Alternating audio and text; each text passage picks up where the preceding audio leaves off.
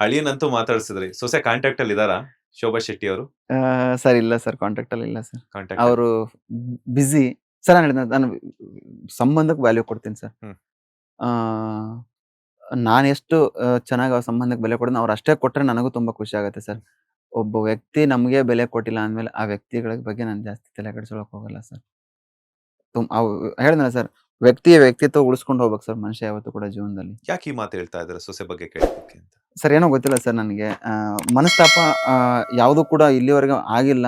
ಹ್ಮ್. But ಏನೋ ಗೊತ್ತಿಲ್ಲ, ಒಬ್ಬ ವ್ಯಕ್ತಿ ಯಾವ್ದೋ ಒಂದು ವಿಷಯಕ್ಕೆ ನಾವು ಫೋನ್ ಮಾಡಿದಾಗಲಿ, ಯಾವ್ದೋ ಒಂದು ವಿಷಯಕ್ಕೆ ಸರ್ ನಾವು ಯಾವುದೋ ಅವರಿಂದ ಅಪೇಕ್ಷೆ ಪಡಲ್ಲ ಸರ್. ಹ್ಮ್. ನನಗೆ ಯಾವುದೋ ಯಾರಿಂದನೂ ಕೂಡ ಅಪೇಕ್ಷೆ ಏನೂ ಇಲ್ಲ ಸರ್. ನನಗೆ ಯಾವುದೇ ಒಬ್ಬ ವ್ಯಕ್ತಿಯಿಂದ ಯಾವುದೇ ತರದ ಅಪೇಕ್ಷೆ ನನಗೇನು ಇಲ್ಲ ಸರ್. ನಾನು ಆ, ನನ್ನ ಸ್ನೇಹಿತರುಗಳಾಗ್ಲಿ, ನನ್ನ ಬಿಗ್ ಬಾಸ್ ಬಂದಿನ ಸ್ನೇಹಿತರುಗಳಾಗಲಿ, ಅವರು ನನಗೇನಾದ್ರು ಅವ್ರ ಬಗ್ಗೆ ಮಾತಾಡ್ಬೇಕಿತ್ತು, ಅವ್ರ ಹತ್ರ ಕೇಳಬೇಕಿತ್ತು, ಅವ್ರ ಹತ್ರ ಏನಾದ್ರು ಅವ್ರ ಆರೋಗ್ಯ ವಿಚಾರಿಸ್ಬೇಕಿತ್ತು, ನಾನು ಫೋನ್ ಮಾಡಿ ನಾನು ವಿಚಾರಿಸ್ತೀನಿ ಸರ್. ಹ್ಮ್. ಸುಮ್ಮನೆ ಇದ್ದಾಗಲೂ ಕೂಡ ನನ್ನ ಅವ್ರವ್ರಿಗೆ ಹೇಗಿದ್ದಾರೆ, ಹೇಗೆ ಕೆಲಸ ನಡೀತಾ ಇದೆ ಅನ್ನೋದು ಒಂದು ಅವ್ರು ಅವ್ರು ಅವರು ಅವ್ರು ಅವರು ಆರಾಮಾಗಿದಾರ, ಎಲ್ಲ ಕ್ಷೇಮನ ಅನ್ನೋದನ್ನ ವಿಚಾರಿಸೋದು ನನ್ನ ಕ್ಯಾರೆಕ್ಟರ್ ಸರ್. ಹ್ಮ್. ಹ್ಮ್. ಆ ತರ ಮಾಡೋ ಟೈಮಲ್ಲಿ ನನ್ನ ಸೊಸೆಗೂ ಅದೇ ತರ ಫೋನ್ ಮಾಡಿದ್ದೆ. ಹ್ಮ್.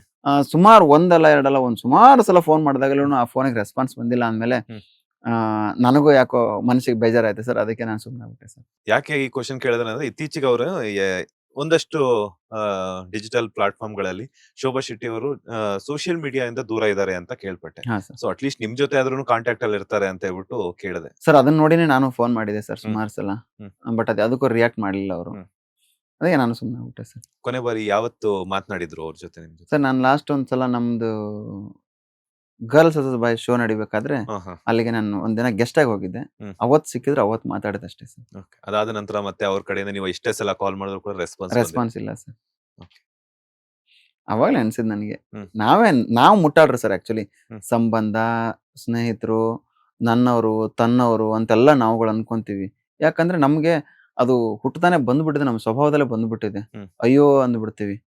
ಬಟ್ ಅದು ಯಾಕೋ ಆ ತರ ವ್ಯಕ್ತಿಗಳಿಗೆ ನಮ್ಗೆ ಯಾವತ್ತೂ ಕಂಡಿಲ್ಲ ಸರ್ ಅದು. ಸಂಬಂಧ ಇದನ್ನೇನಾದ್ರು ಇಂಟರ್ವ್ಯೂ ನೋಡ್ಬಿಟ್ಟು ಶೋಭಾ ಶೆಟ್ಟಿ ನನಗೆ ಫೋನ್ ಮಾಡಿದ್ರು ಕೂಡ ನಾನು ತುಂಬಾ ನೀಟಾಗಿ ಹೇಳ್ಬಿಡ್ತೀನಿ ಸರ್ ಡೈರೆಕ್ಟ್ ಆಗಿ. ಏನಂತ ಹೇಳ್ತೀರಾ? ಹಿಂಗೆ ಹೇಳ್ತೀನಿ ಸರ್. ಹ್ಮ್. ಒಬ್ಬ ವ್ಯಕ್ತಿಗೆ ಒಬ್ರು ಬೆಲೆ ಕೊಡ್ತಾರೆ, ಒಂದು ಟೈಮ್ ನಿಮ್ಗೆ ಸ್ಪೆಂಡ್ ಮಾಡ್ತಾ ಇದಾರೆ ಅಂದ್ರೆ, ಹ್ಮ್. ಸರ್ ನನ್ಗೆ ಮಾಡಕ್ ಕೆಲಸ ಇಲ್ಲ ಅಂತ ನಾನು ಫೋನ್ ಮಾಡಿರಲ್ಲ ಸರ್. ಹ್ಮ್. ಯಾಕೆ ಫೋನ್ ಮಾಡಿದೆ, ಏನಾದ್ರು ವಿಚಾರಿಸೋದಿರುತ್ತೆ.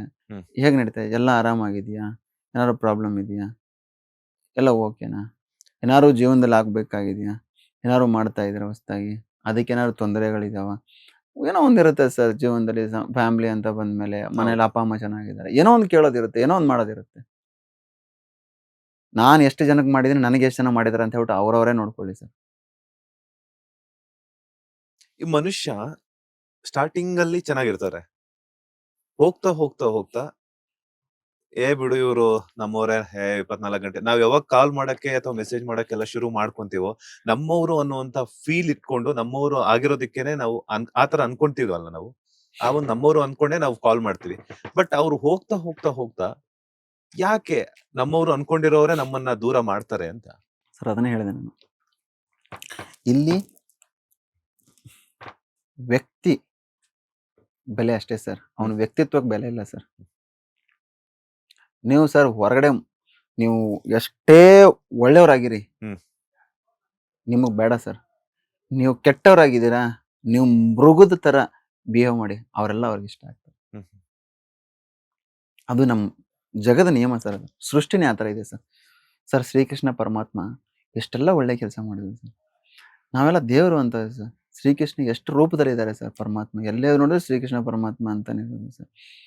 ಅವ್ರಿಗೆ ಕಷ್ಟ ತಪ್ಪಲಿಲ್ಲ ಸರ್. ಅವ್ರು ಏನೇ ಮಾಡಿದ್ರು ಅವ್ರ ಮೇಲೆ ಅಪವಾದ ಮಾಡೇ ಮಾಡಿದ್ರು ಸರ್. ಹ್ಮ್. ಆ ಥರ ಇದ್ದೇ ಇರ್ತಾರೆ ಸರ್ ಜೀವನದಲ್ಲಿ. ಅಪಾದನೆ ಮಾಡೋರು ಇರ್ತಾರೆ, ದೂರ ಮಾಡೋರು ಇರ್ತಾರೆ. ಆ ಥರನೇ ಸರ್ ಅದು. ನೋಡಿ ಸರ್ ಎಂಥ ವಿಧಿ ಅಂತಂದ್ರೆ, ರಾಧೆ ಇಷ್ಟಪಟ್ಟಿದ್ದು ಕೃಷ್ಣನ್ನ, ಬಟ್ ಕೃಷ್ಣಗೆ ಸಿಕ್ಕಿದ್ದು ರುಕ್ಮಿಣಿ. ಇಷ್ಟೇ ಜೀವನ. ಇಷ್ಟೇ ಜೀವನ ಸರ್. ನಾವ್ ಯಾರು ಇಷ್ಟಪಡ್ತೀವೋ ಅವ್ರು ನಮ್ಗೆ ಸಿಗಲ್ಲ. ಸಿಗಲ್ಲ ಸರ್. ಅದು ಜಗದ್ ನಿಯಮ ಸರ್. ಹ್ಮ್. ನಾವು ಯಾವುದೇ ಒಬ್ಬ ವ್ಯಕ್ತಿನ ಇಷ್ಟಪಡಿ ಸರ್, ಆ ವ್ಯಕ್ತಿ ಅವ್ರಿಗೆ ಸಿಗಲ್ಲ ಸರ್. ಇನ್ನೊಬ್ಬರೇ ಸಿಗೋದು ಸರ್. ಅದಕ್ಕೆ ಅನ್ನೋದು ಸರ್ ವಿಧಿ ಲಿಖಿತ ಸರ್. ಹಣೆ ಬರದಲ್ಲಿ ನಾವೇನ್ ಬರ್ಕೊಂಡ್ ಬಂದಿರ್ತೀವಿ ಅದೇ ಸರ್. ಹೇಳ್ತಾರೆ ಸರ್ ಅದು ಇದು ಎಲ್ಲ ಸುಳ್ಳಿದೆ ಸರ್. ಸರ್ ನಾವು ನರಕಕ್ಕೆ ಹೋಗ್ತೀವೋ ಸ್ವರ್ಗಕ್ಕೆ ಹೋಗ್ತೀವೋ ನಮಗೆ ಗೊತ್ತಿಲ್ಲ ಸರ್. ಹ್ಮ್. ಸರ್ ಒಂದು ಸಲ ಸಾವು ಅಂತ ಬಂದ್ಮೇಲೆ ಮುಗೀತು ಸರ್. ಇಷ್ಟೇ ಎಂಡ್ ಸರ್ ಅದು. ಎಷ್ಟೊಂದ್ ಜನ ಹೇಳ್ತಾರೆ, ಸ್ವರ್ಗಕ್ಕೆ ಹೋಗ್ತೀವಿ ನಾವು ಒಳ್ಳೆ ಕೆಲಸ ಮಾಡಿದ್ರೆ, ನಾವು ಕೆಟ್ಟ ಕೆಲಸ ಮಾಡಿ ನರಕಕ್ಕೆ ಹೋಗ್ತೀವಿ. ಅದೆಲ್ಲ ಭ್ರಮೆ ಬದುಕ್ತಾ ಇದೀವಿ ಸರ್ ನಾವು. ಹ್ಮ್ ಹ್ಮ್ ಹ್ಮ್ ಹೆಂಗ್ ಭ್ರಮೆ ಅಂತಂದ್ರೆ, ಇವ್ರು ನಮ್ಮವರು, ಹ್ಮ್. ಇವ್ರು ತಮ್ಮವರು, ನಮ್ ಕಷ್ಟಕ್ಕಾಗ್ತಾರೆ, ನಮ್ ದುಃಖನ ಕೇಳ್ತಾರೆ ಹ್ಮ್. ಅನ್ನೋರು ಬೆರಳೆಣಿಕೆಷ್ಟು ಜನ ಸರ್. ನಿಮ್ಗೆ 100 ಜನ ಫ್ರೆಂಡ್ಸ್ ಇರ್ಲಿ, ನೀವು ಕಷ್ಟ ಅಂತ ಬಂದಾಗ ನಿಮ್ಗೆ 2-3 ಜನ ಫ್ರೆಂಡ್ಸ್ ಅಷ್ಟೇ ಬರ್ತಾರೆ. 100%. ನನಗೂ ಅದು ಅನುಭವ ಆಗಿದೆ ಸರ್. ಯಾರು ನನ್ನ ನಿಂತ್ಕೋತಾರೆ ಅಂದಾಗ ಯಾರು ನಿಂತ್ಕೊಂಡಿಲ್ಲ ಸರ್. ಯಾರು ನಾನು ನಿಂತ್ಕೊಳ್ಳಲ್ಲ ಅನ್ಕೊಂಡಿರ್ತೀನಿ ಅವರೆಲ್ಲ ನಾನು ನಿಂತ್ಕೊಂಡಿದ್ದಾರೆ ಸರ್. ಅದ್ರಲ್ಲಿ ನಮ್ ಗುರುಗಳು ಬಹಳ ಎತ್ತಿದ ಕೈ ಸರ್. ಆ ಗುರುಗಳು ಯಾರು ಅಂತ ನಂಗೆ ಗೊತ್ತಾಗ್ಬೇಕಲ್ಲ. ಹೇಳ್ತೀನಿ ಸರ್, ಅತಿ ಶೀಘ್ರದಲ್ಲಿ ಹೇಳಿ ಸರ್. ಅದಕ್ಕೊಂದು ಕಾಲಾವಕಾಶ ಬರುತ್ತೆ ಸರ್. ಓಕೆ, ಬಿಗ್ ಬಾಸ್ ಅಲ್ಲಿ ಸೀಸನ್ 11ರಲ್ಲಿ ಸುಮಾರು ಎಲ್ಲರ ಜೊತೆನೂ ಚೆನ್ನಾಗಿದ್ರಿ. ಒಂದಷ್ಟು ಅಲ್ಲಿ ಮನೆ ಅಂತಂದ್ಮೇಲೆ ಮಾತುಕತೆ ಬಂದೇ ಬಂದೇ ಬರುತ್ತೆ. ಬರುತ್ತೆ. ಟಾಸ್ಕ್ ವಿಚಾರದಲ್ಲಿ ಆಗಿರ್ಬೋದು, ಮತ್ತೊಂದು ವಿಚಾರದಲ್ಲಿ ಆಗಿರ್ಬೋದು. ಆಫ್ಟರ್ ಬಿಗ್ ಬಾಸ್ ಬಂದ್ಮೇಲೆ ಮಗಳ ಬರ್ತ್ಡೇಗೂ ಕೂಡ ಸಾಕಷ್ಟು ಕಂಟೆಸ್ಟೆಂಟ್ಸ್ ಎಲ್ಲಾನು ಬಂದಿದ್ರಿ. ಹಾ ಸರ್. ಸೊ ಯಾರ್ಯಾರ ಜೊತೆ ಎಲ್ಲ ಕಾಂಟ್ಯಾಕ್ಟ್ ಅಲ್ಲಿ ಇದ್ದೀರಾ? ಸರ್ ನಾನು ಎಲ್ಲರ ಜೊತೆ ಕಾಂಟ್ಯಾಕ್ಟ್ ಅಲ್ಲಿ ಇದ್ದೀನಿ ಸರ್. ಹ್ಮ್. ನಾನು ಯಾರ್ದು ನಾನು ಹೇಳ್ದಲ್ಲ ಸರ್, ಆ ಮನೆಗೆ ಆಗಿದ್ದು ಆ ಮನೆಗೆ ಸೀಮಿತ. ಆ ಮನೇಲಿ ಅಷ್ಟೇ ಬಿಟ್ಟು ನಾನು ಹೊರಗಡೆ ಬಂದ್ಬಿಟ್ಟಿದ್ದೀನಿ ಸರ್. ಅವತ್ತು ಹೇಳ್ದಂಗೆ ಹ್ಮ್. ಆ ಮನೇಲಿ ಆಗಿರೋ ಇನ್ಸಿಡೆಂಟ್ ನ ಯಾವ್ದು ನನ್ನ ಲೈಫಲ್ಲಿ ನಾನು ತೊಗೊಳಕ್ ರೆಡಿ ಇಲ್ಲ ಸರ್. ಸರ್ ಚೈತ್ರಾಗೂ ನನಗೂ ಅಷ್ಟೆಲ್ಲ ಜಗಳ ಆಯ್ತು, ಎಲ್ಲ ಮಾಡಿದ್ವಿ, ಎಲ್ಲ ಬಿಗ್ ಬಾಸ್ ಮನೇಲಿ ಆಯ್ತು. ಅವಳು ಮದುವೆಗೆ ಹೋದೆ ಸರ್. ಹ್ಮ್. ನಾನು ಹಾಸ್ಪಿಟ್ಲ್ ನಾನು ನೋಡಕ್ ಬಂದ್ಲು ಸರ್. ಹ್ಮ್. ಸರ್ ಜಗ್ಗಿ ಗೆಳೆಯ ಸರ್, ಲಾಯರ್. ಲಾಯರ್ ಜಗದೀಶ್ ನನಗೆ ಗೆಳೆಯ. ಇವತ್ತೇ ಹೇಳ್ತೀನಿ ಸರ್. ಹ್ಮ್. ಸರ್ ಫಸ್ಟ್ ನನಗೆ ಇನ್ಸಿಡೆಂಟ್ ಆದಾಗ ನನಗೆ ಫೋನ್ ಮಾಡಿದ ಏಕೈಕ ವ್ಯಕ್ತಿ ಸರ್. ಲಾಯರ್ ಈ ಇನ್ಸಿಡೆಂಟ್ ಆದಾಗ ನೆನ್ನೆ ಫೋನ್ ಮಾಡಿದಾಗ ಫಸ್ಟ್ ಮಾಡಿದ ವ್ಯಕ್ತಿ ಸರ್. ಹ್ಮ್. ಚಿನ್ನ ಏನಾಯ್ತು? ಹ್ಮ್. ನಾನ್ ಬರ್ತೀನಿ ಜೊತೆಗೆ. ಹ್ಮ್. ಯಾರೋ ಅವನ ಮುಟ್ಟಾಳ ಅವ್ನ ಕೇಸ್ ಮಾಡ್ರು. ಅವ್ನು ಕೇಸು ಮಾಡಿಲ್ಲ, ಏನೂ ಮಾಡಿಲ್ಲ. ಯಾವ್ದೋ ಸರ್ ಇನ್ನ ಹೇಳ್ತೀನಿ ಸರ್. ಹ್ಮ್. ಅದು ಆಮೇಲೆ ಅದ್ರ ಬಗ್ಗೆ ಬರ್ತೀನಿ ನಾನು. ಹ್ಮ್. ನಾನು ಬಂದು ನಿಂತ್ಕೋತೀನಿ ನಿನ್ ಜೊತೆಗೆ, ಯಾಕೆ ತಲೆ ಕೆಡಿಸ್ಕೊಂಡೆ? ನಾವೆಲ್ಲ ಇದೀವಿ, ಧೈರ್ಯ ಕಳ್ಕೊಬೇಡ ನೀನು. ಹ್ಮ್. 7 ವರ್ಷದವರೆಗೆ ಏನ್ ಮಲ್ಕೊಂಡಿದ್ದ ನಾನು, 7-8 ವರ್ಷದವರೆಗೆ ಏನ್ ಮಾಡ್ತಿದ್ದ ಅವ್ನು ಅಲ್ಲಿವರೆಗೆ? ಹ್ಮ್. ಈಗ ಬರೋವಂಥದ್ದು ಏನು ಅವಶ್ಯಕತೆ ಇತ್ತು ಅವನಿಗೆ? ಈ ತರ ಎಲ್ಲ ಸಪೋರ್ಟ್ ಮಾಡಿದಾನೆ ಸರ್ ಜಗ್ಗಿ. ಹ್ಮ್. ಬಟ್ ಸರ್ ಆ ವ್ಯಕ್ತಿನ ಸರ್ ತುಂಬಾ ನಾನು ತಪ್ಪಾಗಿ ತಿಳ್ಕೊಂಡ್ಬಿಟ್ಟೆ ಸರ್ ಬಿಗ್ ಬಾಸ್ ಮನೆಯಲ್ಲಿ. ಅಂದ್ರೆ ಮನೆ ಆತರ ಸಿಚುವೇಶನ್ ಆತರ ಮಾಡಿರ್ಬೋದೇನೋ. ಅದೇ ಸರ್ ನಾನು ಹೇಳಿದ ಮನೆ ಸಿಚುವೇಶನ್ ಮಾಡಿತ್ತು ಸರ್ ಆತರ. ಹ್ಮ್. ಬಟ್ ಆ ವ್ಯಕ್ತಿ, ಆ ವ್ಯಕ್ತಿತ್ವ ನನಗೆ ಬಹಳ ಬಹಳ ಅಂದ್ರೆ ಬಹಳ ನಾನು ಆ ಮನೇಲಿ ಮಿಸ್ ಮಾಡ್ಕೊಂಡೆ ಸರ್ ಆ ಮನುಷ್ಯನ. ಹ್ಮ್ ಹ್ಮ್. ಈಗಂತರೂ ಹೊರಗಡೆ ಬಂದ್ಮೇಲೆ ಸುಮಾರು ಸಲ ನಾನು ಅನ್ಕೊಂಡಿದ್ದೀನಿ, ಹ್ಮ್. ಜಗ್ಗಿ ಮನೆ ಹೊಡೆದಿದ್ರೆ ತುಂಬಾ ಚೆನ್ನಾಗಿರೋದು ಹ್ಮ್. ಅಂತ ಹೇಳ್ಬಿಟ್ಟು ಸರ್. ಇನ್ನೊಂದ್ ಸ್ವಲ್ಪ ನಮ್ ಕರ್ನಾಟಕ ಜನತೆನೂ ಕೂಡ ಎಕ್ಸ್ಪೆಕ್ಟ್ ಮಾಡಿದ್ರು actually. ತುಂಬಾ ಸರ್ ಹೇಳ್ತಾನೆ ಸರ್, ನಾನೇ ಹೇಳ್ತೇನೆ ಸರ್, ಪರ್ಸನಲ್ ನಾನು ಹೇಳ್ತೇನೆ ಸರ್. ನನಗೆ ಪರ್ಸನಲಿ ಫೀಲ್ ಆಗಿದೆ ಸರ್, ಭಗವಂತ ಇನ್ನೊಂದ್ ಏನಾದ್ರೂ ಅವಕಾಶ ಕೊಡ್ತಾನೆ ಅಂತಾರೆ.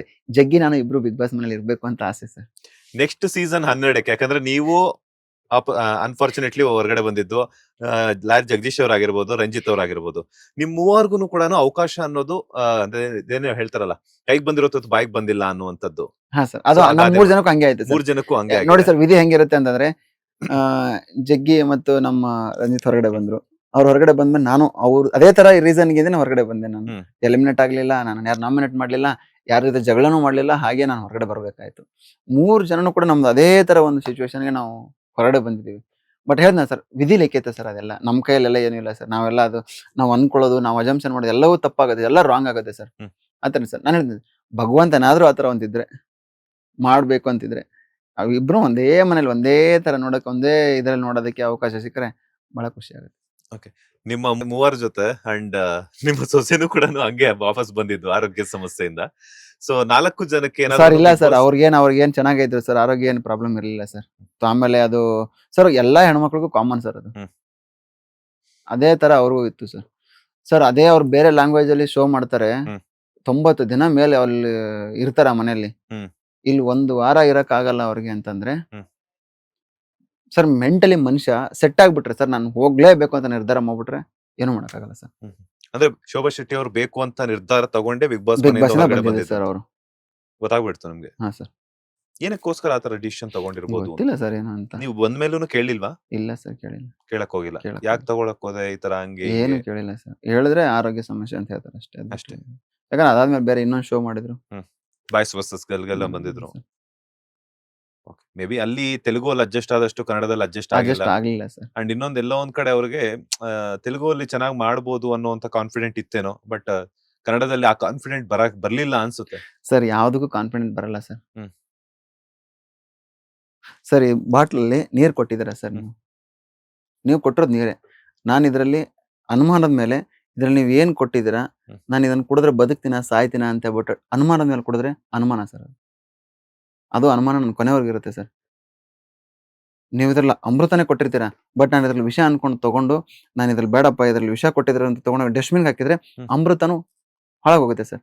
ನಾನು ಅದನ್ನ ಕುಡಿದ್ರೆ ಮಾತ್ರ ಸರ್ ನನಗೆ ಗೊತ್ತಾಗೋದು ಅದು ಅಮೃತ ಅಂತ ಹೇಳ್ಬಿಟ್ಟು. ಹ್ಮ್. ನಾನು ನಜಮ್ಸನು ನಾನು ವಿಷ ಅಂತ ಅನ್ಕೊಂಡ್ರೆ ವಿಷನೇ ಆಗಿರುತ್ತೆ ಸರ್. ಸರ್ ವ್ಯಕ್ತಿನ ತಿಳ್ಕೋಬೇಕು, ವ್ಯಕ್ತಿತ್ವನ ತಿಳ್ಕೋಬೇಕು ಅಂದ್ರೆ ಬಹಳ ಟೈಮ್ ಬೇಕಾಗಿಲ್ಲ ಸರ್. ತುಂಬಾ ಬೇಗ ಅರ್ಥ ಆಗುತ್ತೆ. ಎನಿವೆ ಅವ್ರು ಆದಷ್ಟು ಬೇಗ ಅರ್ಥ ಮಾಡ್ಕೊಂಡು ಮತ್ತೆ ನಿಮ್ ಕರೆ ಮಾಡುವಂತಹ ಟೈಮ್ ಬರ್ಲಿ ಅಂತ ಕೇಳ್ಕೊಳ್ತಿದ್ದೀನಿ. ಲೇಟೆಸ್ಟ್ ಹಾಗೂ ಇಂಟ್ರೆಸ್ಟಿಂಗ್ ಸುದ್ದಿಗಳಿಗಾಗಿ ಬಾಸ್ ಟಿವಿ ಕನ್ನಡ ಚಾನೆಲ್ನ ಸಬ್ಸ್ಕ್ರೈಬ್ ಮಾಡಿ. ಹಾಗೆಯೇ ಬೆಲ್ ಐಕಾನ್ ಪ್ರೆಸ್ ಮಾಡಿ.